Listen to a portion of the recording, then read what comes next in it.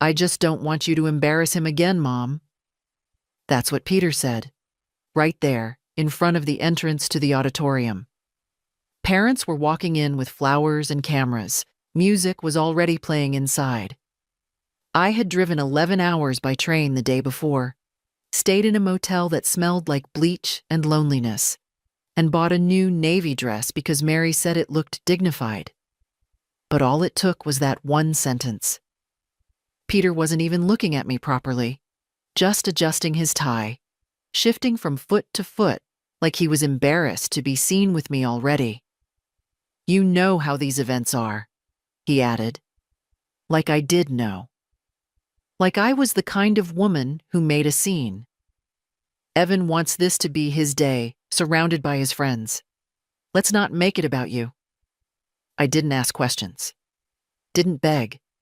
Didn't say what I wanted to say, which was, "I raised you. I sat in emergency rooms with you. I wrote the checks that paid for this day." I just nodded. That small, defeated kind of nod people give when they're too tired to fight. And I turned around. My heels clicked back toward the parking lot where my rented Corolla waited. I didn't even know if Evan had seen me. I doubt it. He was likely backstage with his friends, adjusting his gown, smiling for someone else's camera. I wonder if he even knew I'd come, or if he'd told Peter not to invite me in the first place. Back in the car, I sat for a long time. Not crying, just breathing. I put the envelope with the check back into my purse. $90,000. A college fund I'd been growing for 13 years. Not because anyone asked me to, but because that's what you do, isn't it? That's what grandmothers do. They think ahead. They save what they can. They picture someone else's future brighter than their own. The motel room hadn't improved overnight. The bleach still lingered. I hung the dress back on the hanger, smoothed its shoulders, sat on the edge of the bed and stared at the blank screen of the TV. There was a knock at the door at 8:32 p.m. Room service. I hadn't ordered anything. The boy standing there wore the same burgundy uniform as the others. He held a small cardboard box with "Congratulations" written on the side in glitter. Cupcakes. Probably meant for another guest. "Sorry," I said. He looked confused.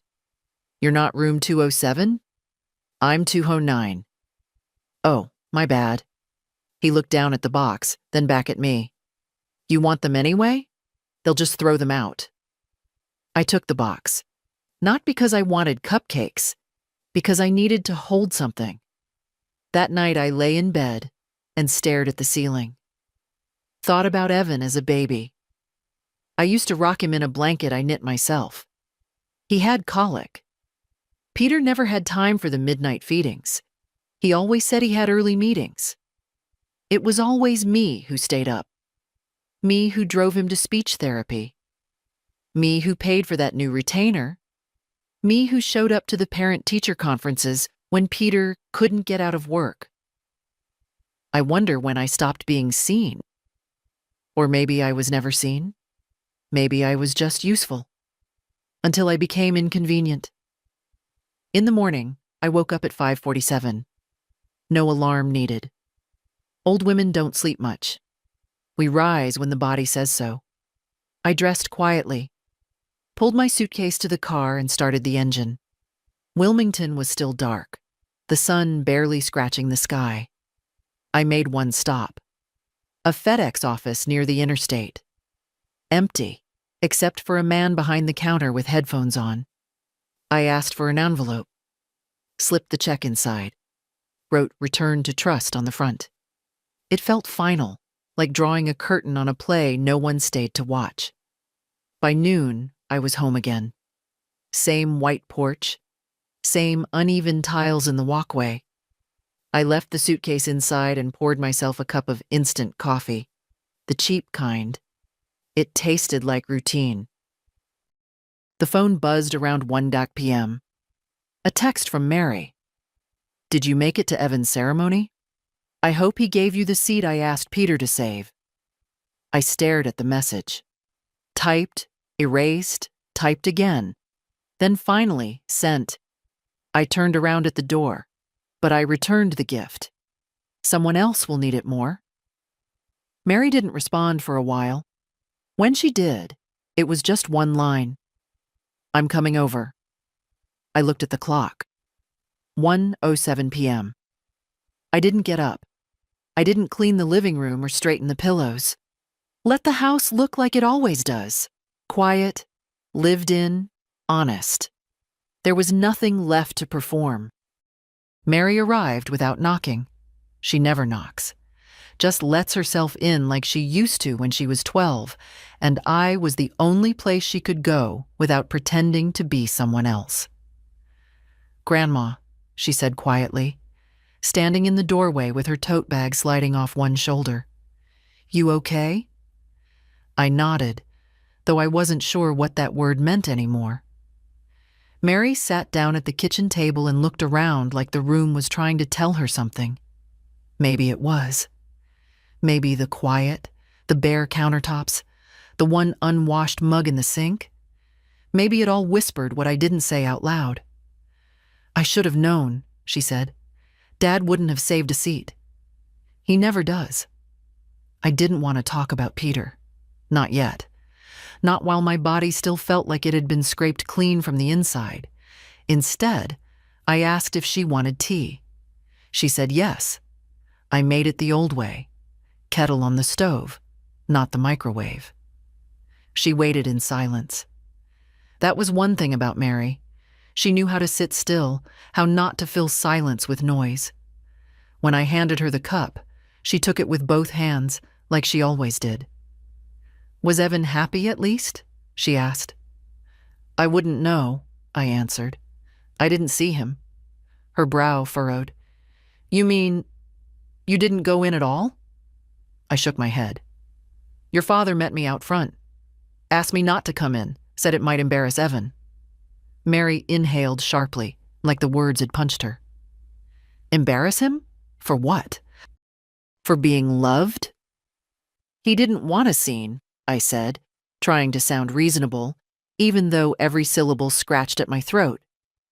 He said Evan wanted it to be his day.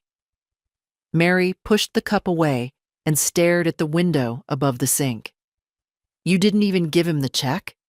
I mailed it back, I said, to the trust account. She looked at me. You really did? I nodded. Someone else will use it. Someone who still thinks kindness is a privilege, not a nuisance. We sat like that for a while, the old clock ticking behind us, her knuckles white around the edge of the table. I'm sorry, she said finally.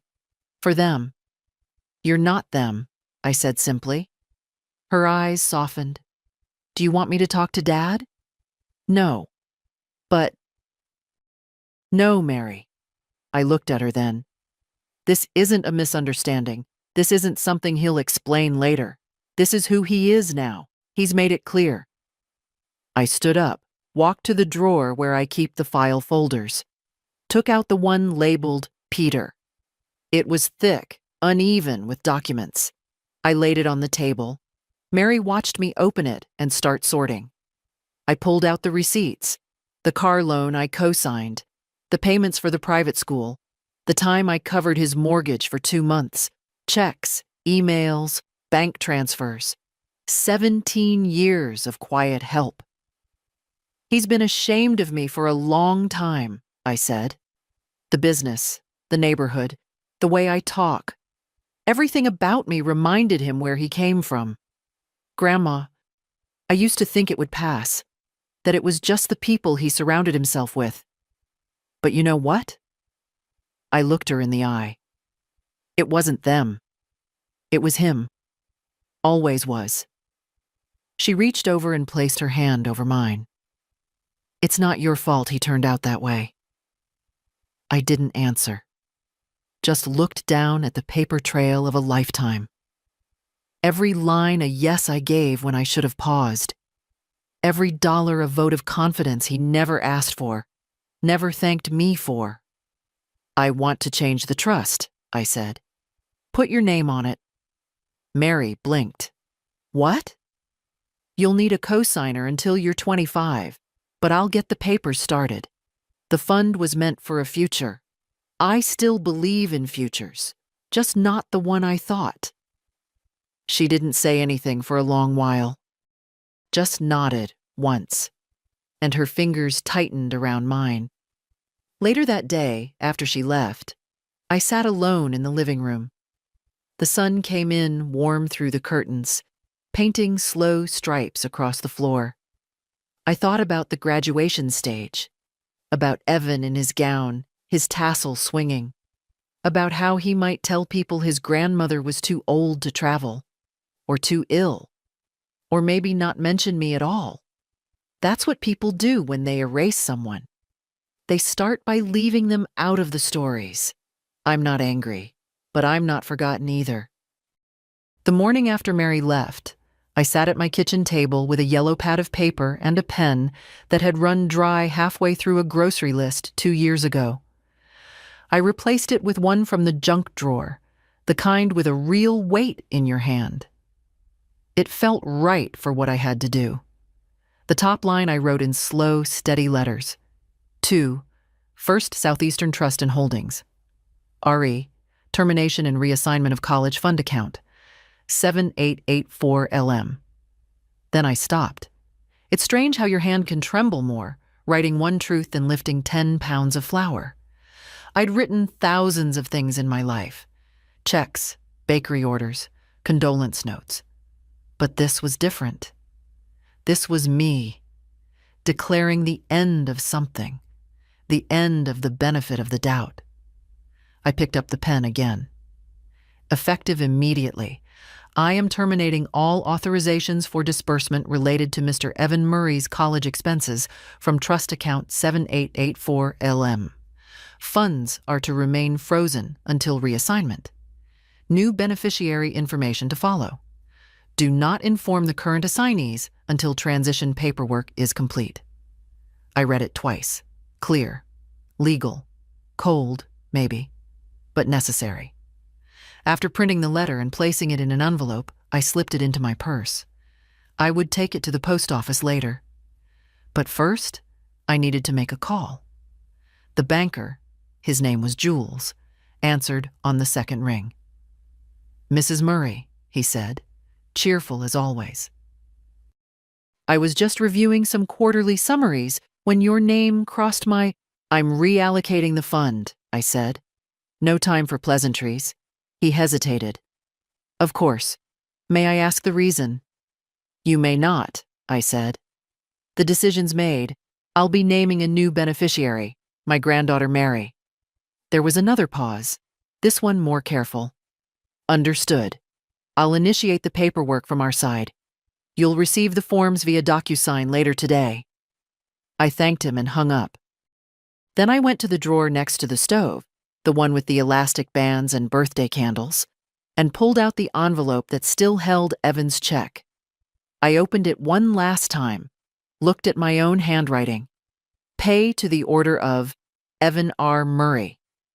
Amount, $90,000 and $100. I'd written that on his 17th birthday.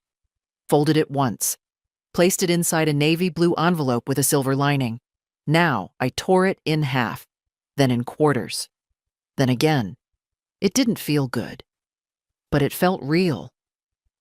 That afternoon, I walked to the mailbox. The sky was pale and cold, even though the calendar claimed it was June. I dropped the envelope in, walked back slowly. I noticed the neighbor's lilac bush had finally bloomed. Inside the house, I pulled out the manila folder marked Legal. I hadn't opened it since 2015, when I updated my will after the bakery was sold. I had divided the assets evenly between Peter and Mary. It felt fair at the time. But life isn't about being fair. It's about being honest. So I called my lawyer. Mrs. Murray, he said warmly, I haven't heard from you in a while. I need to change the will, I said, and I'd like to set up a restricted use scholarship fund, Private? Confidential? You handle trusts? He whistled. Yes, ma'am, I do. We set an appointment for Friday. That night, I sat in my chair by the window, the one with the uneven leg. I thought about Evan. I thought about Peter. I thought about what it meant to love someone who sees you as nothing but a smudge on the glass of their life. People tell you they'll come around, but sometimes they don't. Sometimes they just keep walking. And sometimes you have to stop leaving the porch light on. The next morning, I woke early and poured myself a cup of lukewarm coffee from yesterday's pot. I didn't bother heating it. I sat at the table, sipping slowly, staring at the stack of folders I had pulled from the filing cabinet. This one was labeled Peter, 2004 to present. It started with a $5,000 check marked business loan, startup idea. I remember writing that check. He had been so confident, waving his pitch deck at me like it was the golden ticket. Mom, it's a real opportunity, not one of those scams. 6 months later, the LLC was dissolved. I never asked about it. Then there was the check for the down payment on his first home, $28,000. He and Claire were newly married then, and he said it would mean the world to have a place that was really theirs. We'll pay you back within 2 years, Claire had said, clutching my hands like a daughter. They never paid a cent. Next, summer camp for Evan when he was 9. $3,200. We're stretched thin, Peter said. You know how expensive these things are. I did, but I also knew how it felt to be a kid left out. So I wrote the check. Private high school tuition for Evan, $15,000 a year, 4 years. I covered 2.5 after Peter lost his bonus at work. He told me he'd make it up to me. Maybe once you sell the bakery, you'll be free of all this, he said. Funny how I was the one always freeing them. Medical bills, car repairs, a surprise vacation to Hawaii. A family recharge, he called it. He sent me a postcard from that trip. A postcard. Wish you were here, it read. I kept it, taped it inside the folder, because some part of me still wanted the proof that they remembered me at all. I flipped further down the stack. Found the Christmas cards. Handwritten, always late, always signed, Love Peter and Claire and Evan. Never a mention of the gifts I'd sent. Never a phone call to say thank you. Gratitude, I've learned, is loud in children and silent in adults. Or maybe it just stops being spoken when they know you'll give without it. I picked up the last sheet, a Venmo printout from 2 months ago. Peter had requested $300 for school supplies. The note was brief. If you can, things tight. I sent it. No reply, not even a thumbs up. I laid it all out across the table like a forensic scene, paper witnesses to my quiet generosity. I wasn't trying to count the money, though it was a number most people wouldn't ignore. I was trying to see it clearly, trying to understand how it had come to this. It wasn't just the money. It was that I had given all of it while shrinking myself to fit into the margins of their lives. I remembered something Mary said once, years ago, when she was still a teenager and full of questions about the world. Why do you always say yes, Grandma? Because when you're not wanted for who you are, you learn to make yourself needed instead. That afternoon, I made a second call to the financial advisor who'd helped me after I sold the bakery. Mrs. Murray, she said, cheerful and efficient as ever, it's been a while. I want to review all current standing payments connected to Peter Murray's accounts, I said. You're still listed as guarantor on 2, she replied after a pause. The vehicle lease and a student loan refinance under Evan's name. How much are those per month? $496 for the car, $312 for the loan. Stop them both. There was a pause. Are you sure? Yes, I said. Make the calls. Begin the process. She promised to send the termination forms by the next morning. When I hung up, my hand hovered over the receiver. I half expected the phone to ring immediately. Peter, calling to ask why his payments had bounced. But it stayed silent. Funny how silence can hurt more than shouting. I got up and turned on the radio. Something old was playing. Patsy Cline, maybe. The kind of music my mother used to hum when she made biscuits on Sundays. The kind of music that made you feel like your whole life was already behind you. But not today. Today, I stood a little taller. There's a drawer in my hallway I hadn't opened in years. Not the junk one. Everyone has that. But the deep one under the linen stack, where I kept the old ledger books from the bakery. I pulled it open slowly. The wood groaning like it, too, had something to say. I ran my fingers across the spines. Inventory, 1989. Payroll, 1996. Tax receipts, 2002. And then, in faded ink on a blue cover, orders, family discounts. That was my own shorthand. Pages and pages of free dozen notations, half-priced wedding cakes, unbilled catering deliveries. Most people didn't know the bakery had stayed afloat in its early years, only because I didn't charge folks who couldn't afford it. I'd give them a receipt anyway, not for them, but for me. A record that said, this counted, even if it wasn't paid for. I turned the pages slowly. There was Peter's name, scattered like dandelion seeds. Birthday sheet cake, Evan age 4, $0. Office baby shower cupcakes, Claire's coworker, $0. Pumpkin pies, 5. Thanksgiving, family, 0. It had been my way of showing love, not big speeches, not smothering hugs, just, I'll bake for you. I'll feed your joy. I'll be in the background of your happiness, holding the tray. I closed the book and rested my hand on top of it. The bakery had been our life, Derek's and mine, before everything fell apart. He died the way people in small towns do, suddenly, without fanfare. A heart attack in the passenger seat on the way home from a supply run.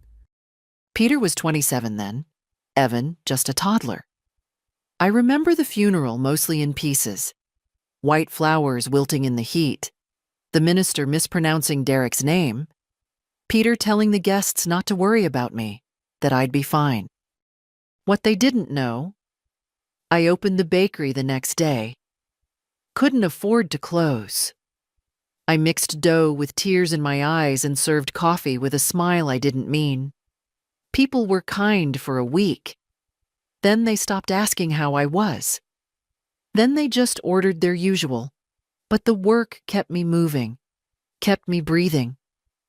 Over the next decade, I turned the place into something more. Hired 2 women from the shelter, installed new ovens, got us on a local list of 10 small businesses to watch. I even won a ribbon for a pecan pie at the county fair. Not because it was perfect, but because I was the only one still baking from scratch. I didn't take vacations. I didn't buy new clothes. But I saved. Slowly. Quietly. And when I sold the place, I made enough to live simply and help the family. What I didn't expect was that the more I helped, the less I was seen. Peter once told someone at a party that I used to bake a little before retirement. Used to. I remember Mary catching my eye across the room when he said that. She never said a word, but she didn't laugh either. Now, years later, I stood in my kitchen thinking, if I could rebuild a business from the ashes of grief, I could rebuild a life from the ashes of disappointment. And maybe, just maybe, I could use what I still had. The quiet strength, the leftover love, even the money, to help someone who needed it. Someone who hadn't already decided I was past my usefulness. I pulled out a blank notepad and wrote 3 words at the top. Scholarship. First Gen C. I didn't know who they would be yet, but I knew they existed. Young men and women who reminded me of the girl I once was. Scrappy, scared, but still believing in tomorrow. That's who the fund would be for. Not out of spite, not as revenge, as hope. For someone else's story to turn out better. The call came just after dinner. Not the kind of dinner with napkins or candles. Just soup from a can and a biscuit I'd defrosted. I was rinsing the bowl when the phone rang, and for some reason, I dried my hands slowly before answering. It was Evan. Grandma? His voice was softer than I remembered, or maybe it was just the distance in it. Yes, sweetheart, I said. It came out gentler than I meant. I just wanted to check in. Mary said you were in town. I closed my eyes for a moment. So he knew. I was. There was a pause. I didn't see you at the ceremony. I turned around at the door. Another pause. Longer this time. I could almost hear him piecing it together. Did something happen with Dad? I sat down slowly, the phone cradled between my shoulder and cheek. He asked me not to come in. Silence. Then, oh, just that. One syllable, weighted with something he probably didn't have words for. Shame? Confusion? I couldn't tell. I didn't know, he said after a moment. I assumed you didn't want to make the trip. I made it. 11 hours by train. He exhaled audibly. I'm sorry. Don't be. I looked out the window at the porch light flickering against the evening. You had a good day? It was fine, he said too quickly. A little overwhelming. They rented out this hall. Photographers, speeches. Dad got emotional. I think he's been planning it for months. I could hear him trying to steer the conversation, to patch the hole. I let him. I didn't want to guilt him. That wasn't the point of this call. Mary said you mailed something back, he said, quieter now. I did. What was it? I hesitated, then told the truth. Your college fund. Another pause. Oh, he said again, not the same oh as before. This one was heavier. I set it up when you were 5, I said, every month. Even when the bakery was slow, even when I was tired. I didn't know, he said. I know. He cleared his throat. Are you angry? No, I said, and I meant it. Just done pretending. He was silent again. Then, slowly, Dad's always been particular. That's one word for it. He says he didn't mean it like that he was just trying to make sure things went smoothly. Do you think that justifies what he said? No, Evan admitted. But I think he's scared. Of what?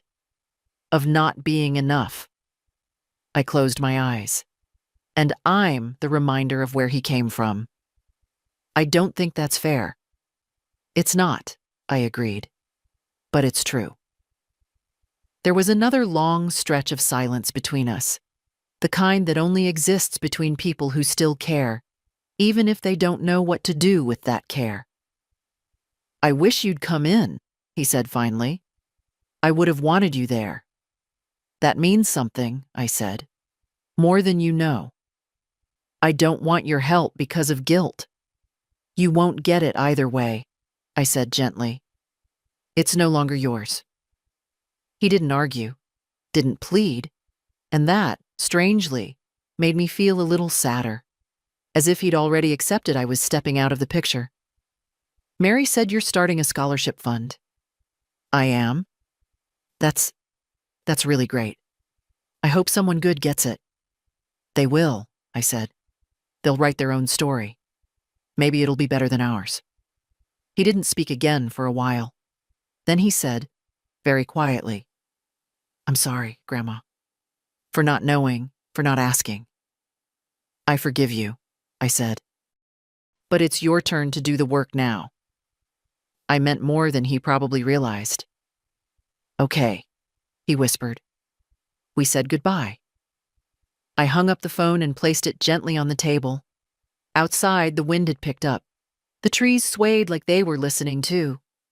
I didn't cry, not out of strength, but because the grief had finally made space for something else. Clarity. Jules called the next morning. True to his word, the documents were ready. I opened the email, scanned the headers, and began signing. It took 12 clicks to legally remove Peter Murray and Evan Murray from any present or future access to the trust. 12 clicks for 18 years of quiet sacrifice. After the last digital signature, I sat back and exhaled, not from exhaustion, from relief. At 11 a.m., I got into my car and drove to the bank. There were some things I didn't want to do through a screen. Some moments deserved to be witnessed in person. The teller recognized me. "Mrs. Murray, haven't seen you in a bit. I'd like to speak with Jules, please, privately." She buzzed him. I was escorted into a quiet glass office with a potted plant in the corner and the soft sound of jazz playing overhead. Jules smiled in that polite, professional way. "Everything went through just fine. We'll finalize the reassignment once you file Mary's consent and ID. I also want to create something new," I said. "A scholarship fund." He raised his eyebrows but didn't comment, just clicked a few tabs open on his computer. "Tell me more." "Private," I said. "Anonymous. I want full discretion, not tied to the family name." "Understood. For first-generation college students, preference for working-class kids, someone who's earned every inch of their future the hard way." "How much would you like to allocate?" "Let's start with $100,000. With room to grow." He nodded slowly, typing it in. "We can set that up as a managed charitable trust. You'll stay in full control of the selection process." "Good," I said. "I'd like that." He printed a preliminary form and slid it across the desk. "You're sure about the anonymity?" "I want to be known only to the recipient, and only if I choose to write." Jules nodded. "That can be arranged." After signing the initial documents, I left with a copy of the draft agreement and a strange lightness in my chest. Not joy. That would be too strong a word. But something close. Like I had unclenched a fist I'd been holding for too many years. At home, I opened a folder on my desktop and created a new document. Scholarship Fund. Guidelines and intentions. I typed slowly, carefully. This fund is intended for a young person who has been overlooked, underestimated, or simply unsupported. Someone who reminds me that worth is not inherited but earned, and that kindness doesn't need an audience to matter. This is not a reward. It's an act of belief. Quiet, unconditional belief. I saved the document. Then I sat at the kitchen table and poured myself a glass of water. No celebration, no toast. Just a long look out the window where the light was changing on the trees. For most of my life, I had been a background character in other people's stories. Supportive, present, mostly silent. Now, finally, I had a story that belonged to me. Friday morning came bright and cold, with the kind of wind that makes you second-guess everything. Your coat, your shoes, your decisions. I wore my gray wool jacket, the one I'd had for years. It still fit, still held its shape, like I did. The lawyer's office was downtown, not in a high-rise, just a quiet, narrow building tucked between a bookstore and a dental clinic. The kind of place you wouldn't notice unless you were looking. Francis welcomed me with that same calm smile he'd had since Derek and I first used his services to buy our house in '79. A little more stooped now, his beard a bit whiter, but still sharp behind the eyes. "Edith," he said, rising from his desk, "you look well." "I look like someone who's finally had enough," I said, sitting across from him. He chuckled. "That's something to be proud of." We didn't waste time. I handed him the envelope with the documents I'd prepared. Trust reassignment, charitable intent letter, the list of standing payments I wanted revoked. He read through them silently, nodding here and there. Clean, he said finally. You've done most of the heavy lifting. I've had time to think. And to grieve? I didn't answer that. Not directly, just said, it doesn't feel like grief. It feels like clarity. He opened my old will, a printed copy I hadn't seen since Derek passed, and began marking sections with a red pen. You want to remove Peter as primary beneficiary? I want him removed entirely. Francis looked up. You're sure? I'm sure. Do you want to leave a note for the record? Some explanation for your heirs? I've left enough explanations in my life. They can make up their own stories if they need to. He nodded. What about Evan? I paused. That name still had weight, still lingered in the room longer than I wanted it to. No direct inheritance, I said. He's a grown man now. If he wants a future, he can build it. And Mary? She gets everything, if she wants it. If not, let it go to the scholarship trust. Francis jotted that down. I'll draft an updated will today. You can sign next week. I'd like it notarized before the end of the month. Planning something? Just cleaning house. We spent another 30 minutes going over details. Emergency contacts, healthcare proxy, burial instructions. Simple, no service, cremation. I wanted nothing extravagant, no performances. When we were done, Francis closed the folder and looked at me over the rim of his glasses. Edith, he said, voice lower now. I've known you a long time. You've always done everything for everyone else. I didn't reply. It's all right to do something just for yourself. Even now. Especially now. I gave him a tired smile. That's what I'm doing. As I left the office, I saw my reflection in the glass door. Wrinkles, yes. Tired eyes. But also something else. Something firmer in the line of my mouth. I didn't look like a woman unraveling. I looked like a woman deciding. Mary came over that Sunday with a grocery bag in one arm and a tired kind of energy in her face. She didn't say much at first, just set the bag down on the counter, started unpacking. Granola, she said, holding up a box. You still eat this kind? I nodded. When I remember to. And tea, the peppermint one you like, and apples. They were on sale, but I picked the ones that felt firm. I watched her move, how she made herself small in the kitchen, respectful of space that wasn't hers but had once been her refuge. You didn't need to bring anything, I said. She looked up. I did. We sat in the living room, both with mugs, though neither of us drank much. The silence wasn't uncomfortable, just dense. Like we both had things waiting in our throats. She was the first to speak. Dad's called me 3 times. Left a voicemail yesterday. Asked if I knew what was going on. I didn't respond. I didn't answer. Still, I stayed quiet. He knows something's shifted.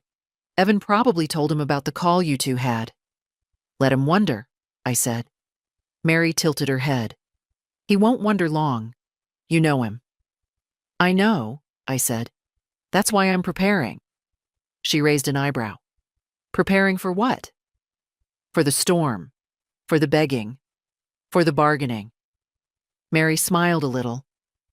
You really think he'll beg? No, I said. But he'll perform like he is. There's a difference. She looked down at her tea. You know, when I was 12, I told Mom I wanted to live with you. I turned to her, startled. You never told me that.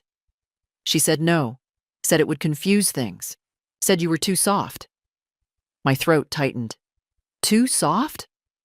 Too willing to forgive, she said. Too available. I exhaled.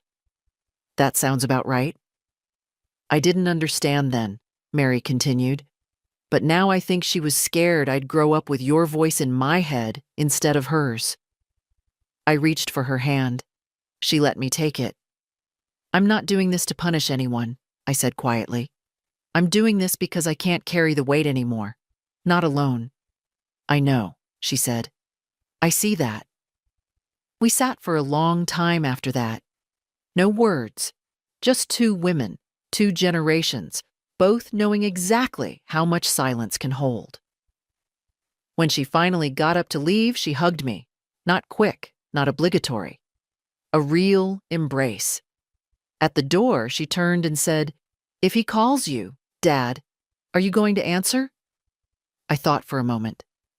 Maybe, but not right away, and not to explain myself. She nodded. Good. Then she left, and I stood at the window long after her car disappeared, watching the wind move through the trees like it had something to say. The first voicemail came at 2:14 p.m. Sunday afternoon. I was folding laundry. The phone buzzed twice on the counter, and then silence. No name showed on the screen, but I didn't need one. Peter has always used silence like a tool, first waiting to be begged, then pretending to be the bigger man when the begging never came. I let it go to voicemail. Then the next one came.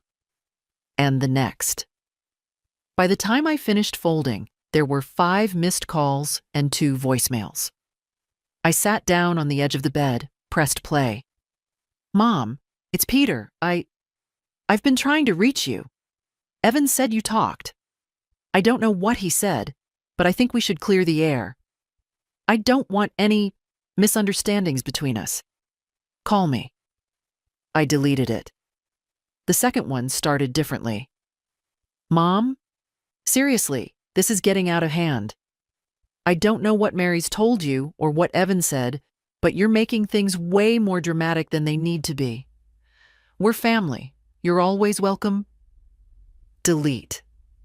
Monday morning, I woke to 6 more missed calls. One of the voicemails was longer, filled with a kind of desperation that didn't suit him. "Look, I made a mistake, okay? I shouldn't have said what I said outside the ceremony. But it was a tense moment. I was just trying to make sure Evan had the day he wanted. That's all it was. Don't throw everything away over one comment." There it was. The shift. From vague politeness to entitlement. Don't throw everything away. As if I was the one who had shattered anything. He called again that evening. "Mom, the bank contacted me. There's been some kind of stop on the lease account. They said the guarantor withdrew authorization. That's you, right?" Of course it was me. "I need to talk to you. Please, call me." I didn't. The next one was shorter. "Mom, this is affecting my credit. I've got things tied to that lease. Evan's loan is linked too. You didn't even warn us." Then the silence grew longer. 2 days passed. No new messages. I assumed he was regrouping, strategizing his next move. Then, Thursday night, a text came in. "I just don't understand how you could do this to your own family." That was it. Not a question. An accusation. I stared at the message for a long time, the glow of the screen sharp against the dark room. I didn't respond. What was there to say? Everything he needed to understand had already happened. Every missing thank you. Every time he chose a clean narrative over a complicated truth. Every moment he had the choice to see me and looked past instead. At some point, I stopped hoping he would change and started changing myself. Friday morning, I opened my laptop, wrote a short reply. Just 12 words. You made a choice. And now I've made one of my own. Then I powered off the phone entirely. Let him sit with that. Let the silence grow roots. I didn't go into town that week. Didn't pick up the dry cleaning. Didn't attend quilting circle. Didn't even go to church on Sunday. Not out of shame, that had long been burned off. But because I needed the stillness, I needed to hear my own thoughts without Peter's voice in my head. On Tuesday morning, the mail came with a letter from the electric company, a coupon flyer, and a heavy cream envelope with no return address. I opened it carefully, half expecting more legal notifications, some desperate maneuver from Peter. But it wasn't from him. It was from Evan. The handwriting was neat, slanted slightly to the right, like Derek's used to be. Dear Grandma, I've been thinking about our conversation a lot, and I couldn't leave it where we did.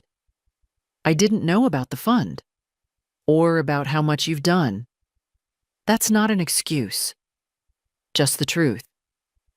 And I want to say thank you, even if it's too late to matter.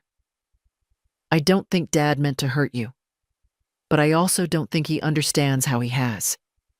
Growing up, he made it seem like everything we had just was, like it came out of nowhere, or from his hard work alone. He rarely mentioned you, not in a mean way, just like you were background noise. I didn't question it until Mary started telling me stories, real ones, about the bakery, about you raising her when she got sick that year, about what you gave up for the rest of us. I'm not writing to fix things.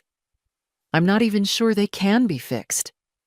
But I want you to know that I see it now. I see you.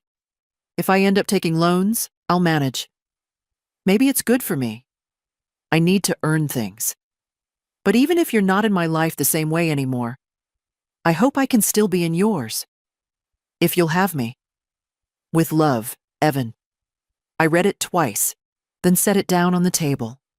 My hand stayed resting on top of it, like it might blow away if I let go. It didn't change anything. Not the money, not the years, not the quiet erasure I'd lived through. But it meant something.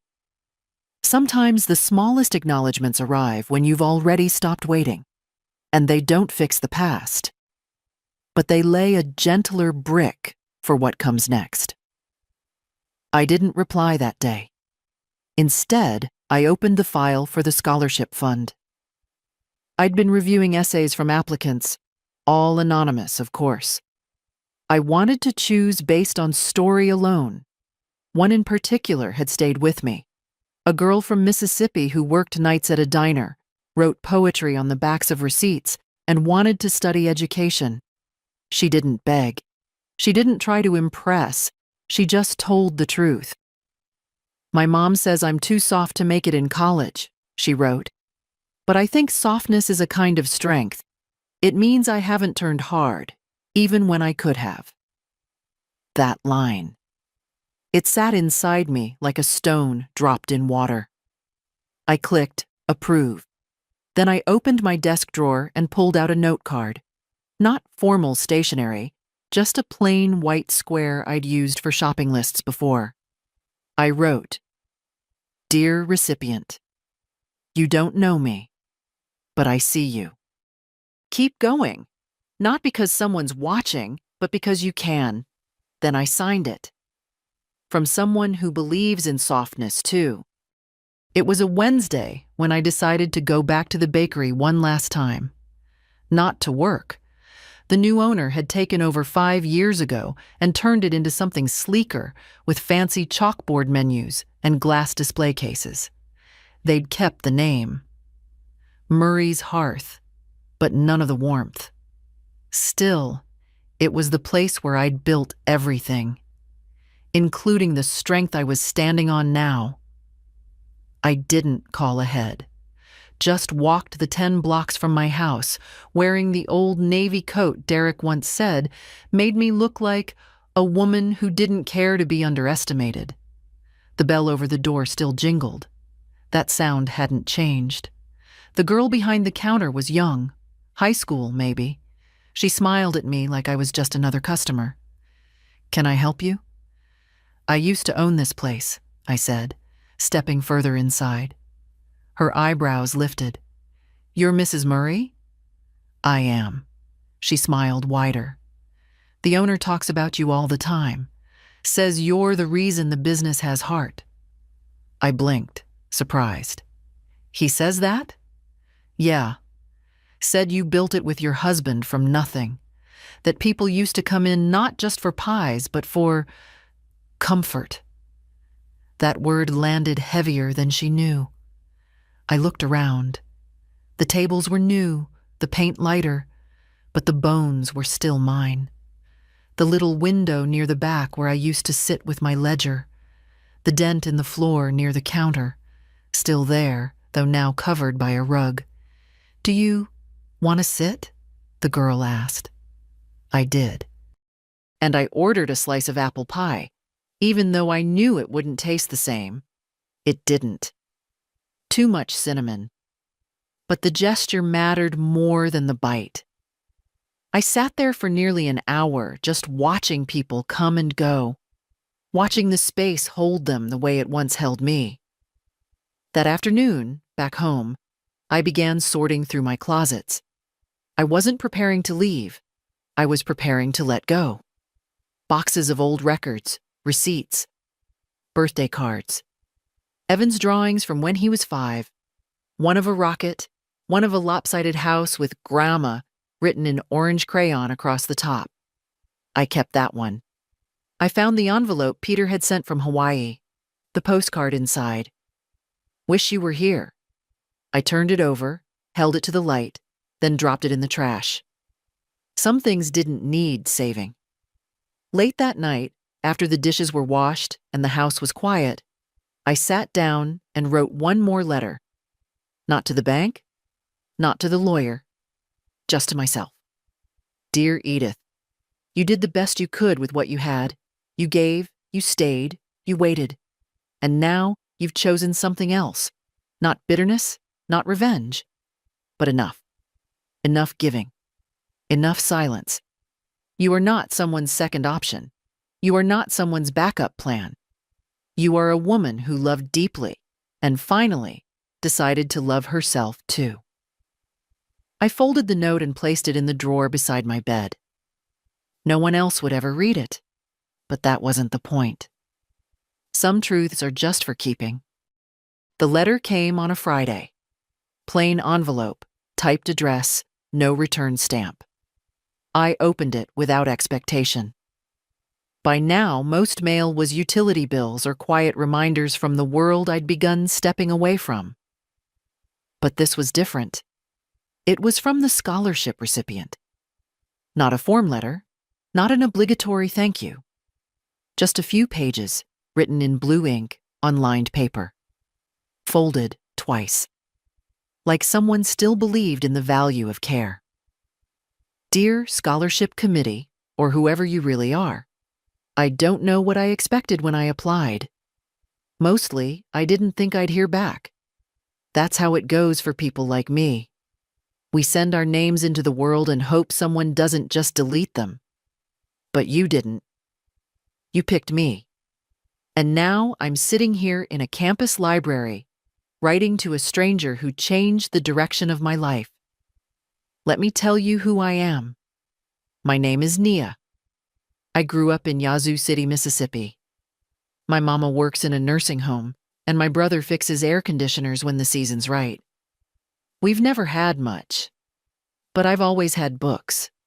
I used to steal minutes in the school library the way some kids steal cigarettes, hiding in corners, pretending to work, but really just reading everything I could get my hands on. I wrote my first poem at 11. It was about the sound my mama's feet made when she came home at night. Soft, dragging, tired. I didn't show it to anyone. I didn't think people like us had stories that mattered. But I was wrong. This scholarship? It's not just money. It's proof that someone out there read my words and thought, she's worth believing in. I don't know your name, but I know your kindness. I felt it before I knew it existed, and now I carry it with me like armor.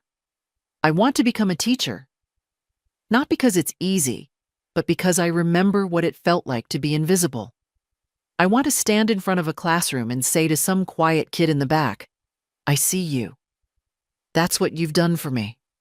I see you. Thank you for seeing me. With more gratitude than I can fit in one letter, Nia Thomas, I read it once, then again, and again, until the lines blurred and the paper softened from where my fingers kept pressing, as if trying to hold on to the weight of what she'd said. I set the letter on the table beside me and sat very still. The house was quiet, not the hollow kind, but the deep kind, the kind that says, this moment is enough. She didn't know me, but somehow she did. She knew what it meant to be overlooked, to be doubted, to be told in 1,000 small ways that your story didn't matter. And she knew the power of being seen just once, without condition. That night, I lit a candle, not out of ceremony, but because the light felt right. I placed her letter beside my chair. I didn't respond. Not yet. Maybe not ever. Sometimes the gift is in the receiving. And sometimes, the quietest things you do end up echoing the loudest. It was spring again. The kind of spring that comes slow in this part of the country. Reluctant, cautious, still wearing winter's coat. But the daffodils had started pushing through the ground near the sidewalk, and that was always the first sign. Nature, stubborn as ever, insisting on another beginning. I went for a walk that morning, not far. Just the old loop around the block, past the pharmacy, down toward the creek, then back along the library's side wall where the bricks were still warm by noon. I wore my good walking shoes, the ones Mary once called indestructible, and carried nothing but my house key in my coat pocket. Near the old hardware store, I saw him. Reed Cunningham. We went to high school together, sat next to each other in American history, and spent one awkward summer at the same church camp. I hadn't seen him in more than 40 years. He was standing near the bench outside the store, holding a small paper bag. When he saw me, he squinted, then smiled. Edith? I stopped. Reed, I didn't know you still lived here. I don't, he said. Moved back 2 years ago after Barbara passed. Thought I'd stay for 6 months. That turned into 12. Now I rent above the pharmacy. I'm sorry about Barbara. He nodded. I was too. But grief's quieter now. You learn how to set the table for one. I sat beside him without asking. That's the thing about old friendships. They don't need invitations. How have you been? He asked after a moment. I've been rethinking some things, I said. He smiled gently. You always did think more than the rest of us. Not more, just longer. We sat there for a while, 2 old people in coats too warm for the season, watching cars pass with windows cracked open just a little.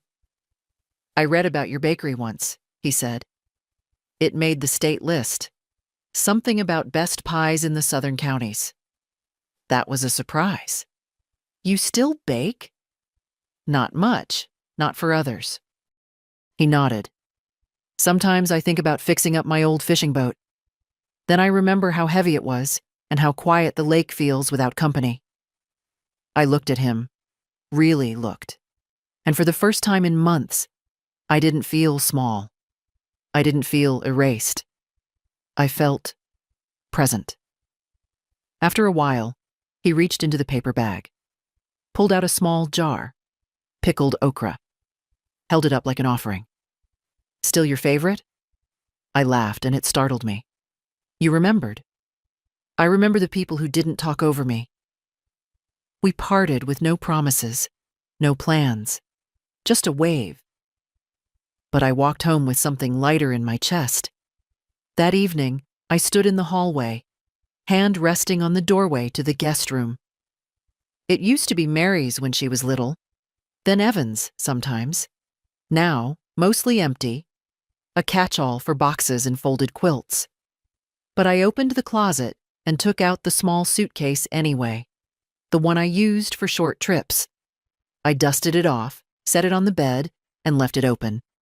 Maybe I'd visit someone. Maybe I'd go nowhere. But I'd packed for myself. Later, sitting by the window, I read Nia's letter one more time. Then I wrote one of my own. Just a card. Dear Nia, you don't know my name. That was part of the plan. But I want you to know something. You've reminded me that stories can begin again, even late in the book. You are not alone, and neither am I. With quiet faith, someone who sees you. I didn't sign it. I didn't need to. The next day, I mailed it with no return address. Just a small envelope carrying everything I had left to say. And still, somehow, not everything. The last time Peter called, I didn't answer. Not because I was angry. I wasn't. Not anymore. The anger had burned away weeks ago. Slow, steady, like a fire that knows better than to rage. What was left was quieter. Stronger. Like stone after flame. Instead, I listened to the voicemail in the early evening, sitting at my kitchen table with a cup of weak tea and the last of the spring light crawling across the floor. Mom, his voice began, more tired than before. I guess you've made your choice. I won't keep bothering you. I hope someday you'll talk to me again. For what it's worth, I never stopped appreciating everything you did. I just didn't know how to say it right. That was it. No apologies, no breakthroughs. Just a man trying to close the door he once slammed. I sat with it. Not with pain, but with clarity. I had already forgiven him. Not for his sake, but for mine. Because holding on to that weight was like carrying bags through an airport no one was meeting me at. Some people never understand the hurt they cause, and some understand it too late. But either way, you still get to decide when to set it down. I opened the window to let the air in. It smelled like honeysuckle, like something new. That weekend, Mary came by with a folder under her arm. "What's that?" I asked. She handed it to me, grinning. "Photos from the scholarship ceremony. Nia sent them." I opened it slowly, not ready for what I found. A girl in a simple dress standing at a podium, smiling but serious, holding a paper in her hands. Her eyes were bright, her back straight. You could tell she'd earned every minute of that moment. "She mentioned you in her speech," Mary said. "Called you her invisible architect." I laughed, low, surprised. "I like that. You built something, Grandma. You should see it." There were more pictures. Nia shaking hands with the dean, Nia with her mother, both women holding on to each other like the world might tilt. Nia with a small crowd of students, some holding notebooks, some just watching her, like they saw something possible in her face. And then, tucked in the back, a picture of the card I sent. She'd framed it. "You are not alone, and neither am I." I traced the photo with my fingertip. Mary reached for my hand. "I'm proud of you," she said softly. "I'm proud of me too," I said. And it wasn't hard to mean it. We spent the afternoon sorting more photos, sharing old stories. She told me about her job, the promotion she was hoping for, the friend she was thinking of moving in with, the therapy she'd started. And I listened. Not as her fixer, not as her fallback, just as someone who'd earned the right to sit still and be heard. When she left, she kissed my cheek and said, "You taught me a lot, Grandma. More than you know." I stood at the doorway long after she drove off, watching the road until it was quiet again. That night, I did something I hadn't done in decades. I wrote in a journal, just a few lines. I am not an afterthought. I am not what they discarded. I am the root. I am the hand that held, even when no one reached back. And now, finally, I am my own. I slept well. No dreams, no interruptions. Just peace. And if you're still here, reading this, maybe you felt it too. That slow ache of being pushed aside. The weight of being needed, but never truly seen. Let me tell you something. You're allowed to stop shrinking. You're allowed to take up space. You're allowed to write your own ending, even now, especially now. And if this story reached you, if you saw yourself in these pages, then maybe it's your turn to begin again, to believe again, to be loud or quiet, but never invisible. Leave a comment if you've ever had to reclaim yourself. Follow for more stories that speak the truths we're told to keep quiet. You're not alone, not anymore.